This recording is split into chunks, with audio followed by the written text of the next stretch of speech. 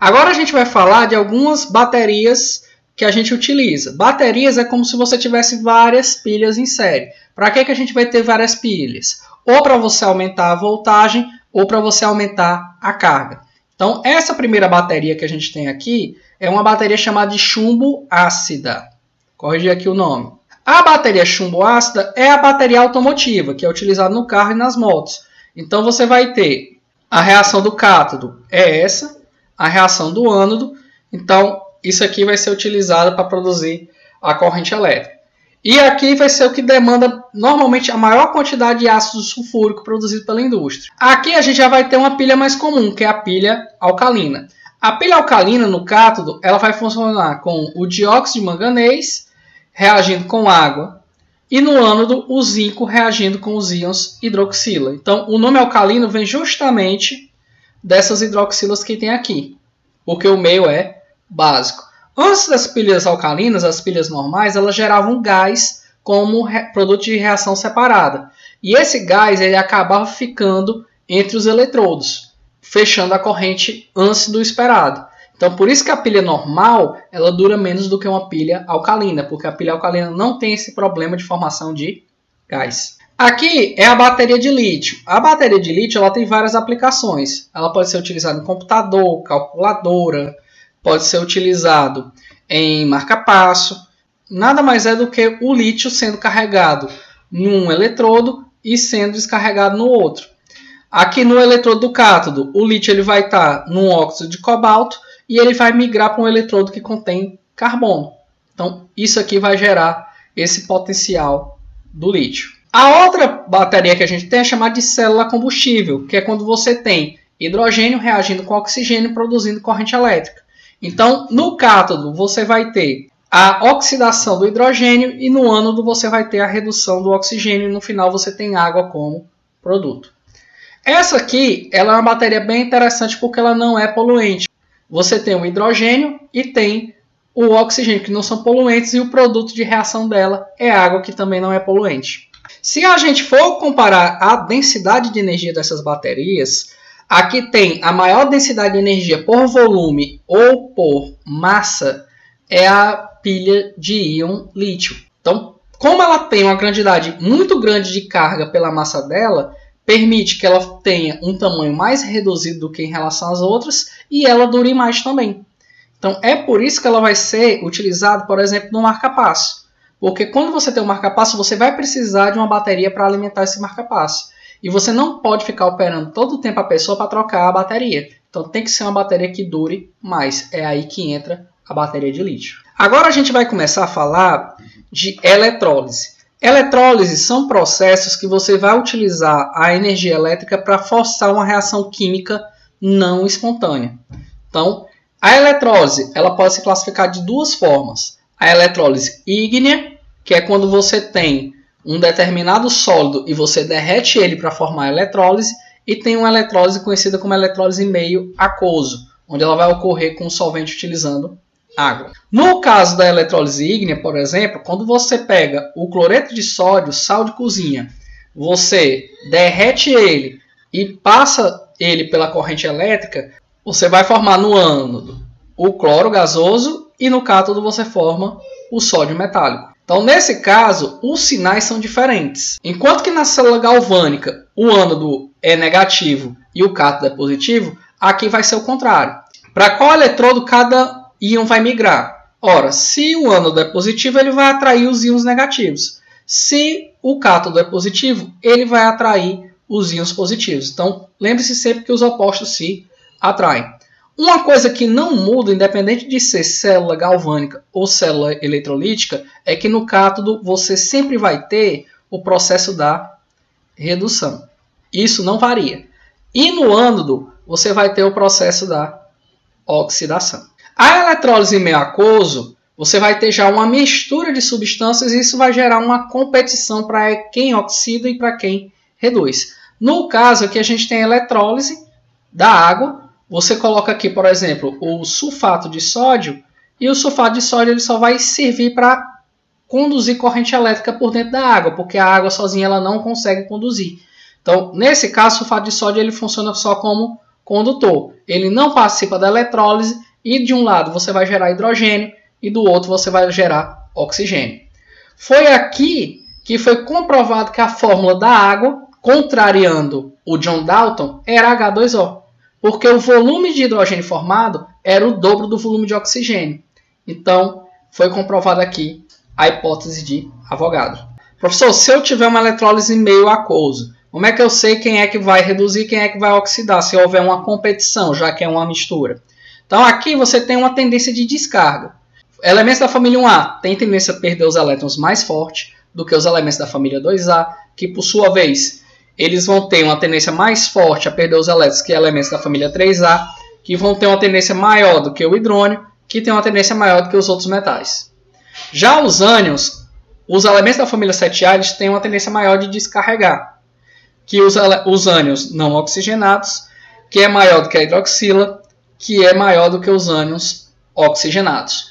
Como no cátion você vai ter o processo de redução, na redução a espécie está ganhando elétrons. Então vai ser o processo contrário da descarga, ela vai estar carregando. Então a tendência de reduzir ela vai aumentar da esquerda para a direita aqui. Enquanto que a tendência do ânion, o ânion ele vai descarregar. Então a tendência vai ser da direita para a esquerda. Como é que funciona isso na prática? Se você tem o cloreto de sódio fundido, o que é que vai acontecer?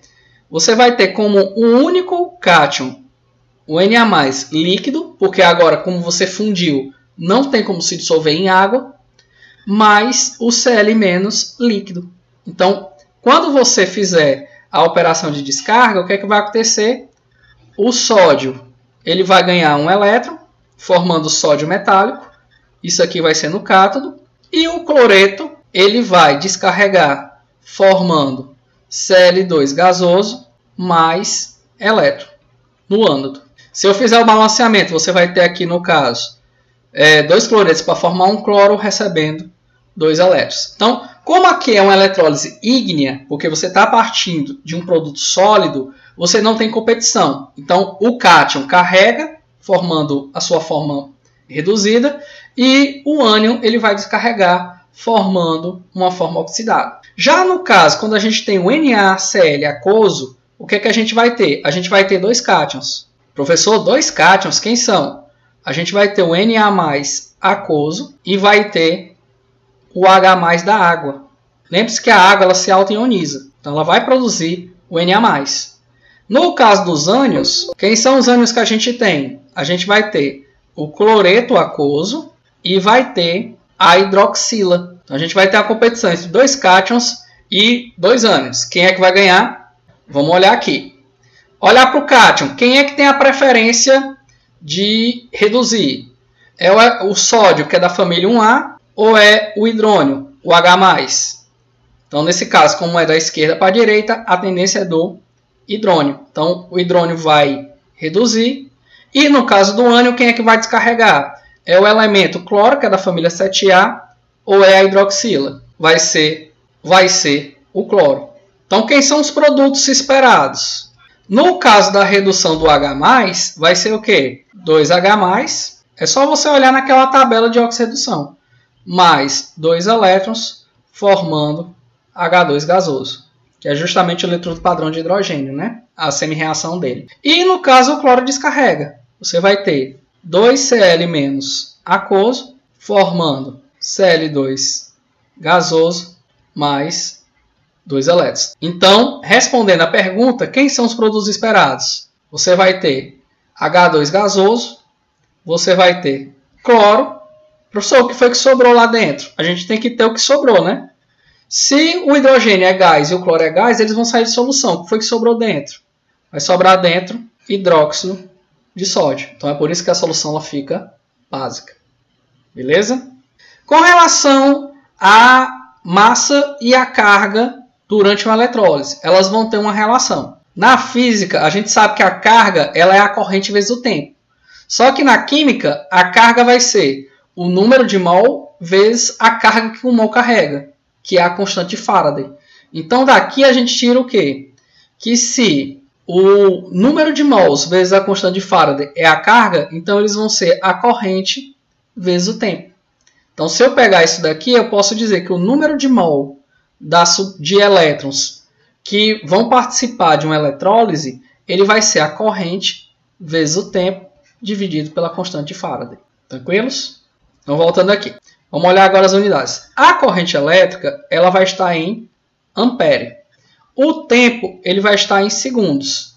O N vai estar em mol e o F é a constante de Faraday, né? Que vai ser o 96.486 coulomb por mol. Beleza? Então vamos pegar um exercício aqui para ver. Uma amostra de 4,9 gramas de manganês foi produzida a partir de uma solução de nitrato de manganês em água, quando a corrente de 350 mA foi aplicada por 13,7 horas. Qual o número de oxidação do manganês? Então, pelos dados aqui, a gente tem a massa de manganês que foi produzido, a gente tem a corrente que passou e o tempo. Então, o que a gente consegue saber aqui? A gente pode determinar o número de mol de elétrons. Então, vamos fazer primeiro isso daqui. Determinando o número de mol de elétrons. Então, a gente vai utilizar a equação. Número de mols é a corrente vezes o tempo dividido pela constante de Faraday. Agora, os detalhes. O tempo ele tem que estar em segundo. A gente vai ter que converter para segundo. Como é que eu converto? Você vai pegar 13,7 horas vezes 1 hora vale quantos segundos? 3.600 segundos. Então, 3.600 segundos equivale a 1 hora. Se eu multiplicar isso aqui, cancela a hora com hora, isso aqui vai dar 49.320 segundos. Agora a gente tem que converter também de quê? Vamos converter de miliampere para ampere. Então, 350. Mili vale 10 a menos 3. É a mesma coisa. Você pode substituir esse M aqui por 10 a menos 3 ampere. Fazendo essas contas dá 0,350 ampere. Agora é só substituir. Então vai ficar corrente 0,350 ampere vezes 49.320 segundos dividido pela constante de Faraday, 96.486. Isso aqui, como é o número de mol, vai dar em mol. Então já vou colocar a unidade aqui para não ter problema.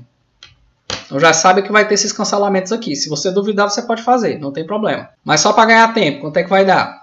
Aqui nas minhas contas deu 0,179 mol. Mol de quê? Mol de elétron. Beleza? Achamos o número de mol de elétrons. Professor, como é que eu vou saber o número de oxidação do manganês? Então, nesse caso, eu vou escrever uma equação genérica. O manganês, a gente não sabe o número de oxidação dele. Então, a gente vai colocar Mn, N+. Se ele reduzir completamente, ele diz aqui que foi produzido manganês. Se ele não está falando nada, a gente subentende que esse manganês é metálico com um número de oxidação igual a 0. Quantos elétrons ele tem que receber aqui? Ele vai receber N elétrons. Então quer dizer que 1 mol de manganês reage com N mol de elétrons. E esse N é justamente o estado de oxidação. Agora a gente pode fazer uma regra de 3. Como? A gente pode achar o número de mol de manganês que foi obtido aqui. Como? Dividindo a massa do manganês pela massa molar dele. Então, o número de mol do manganês vai ser 4,9 gramas dividido por 54,9 gramas por mol. Então, se a gente fizer essas contas, vai dar 0,0893 mol.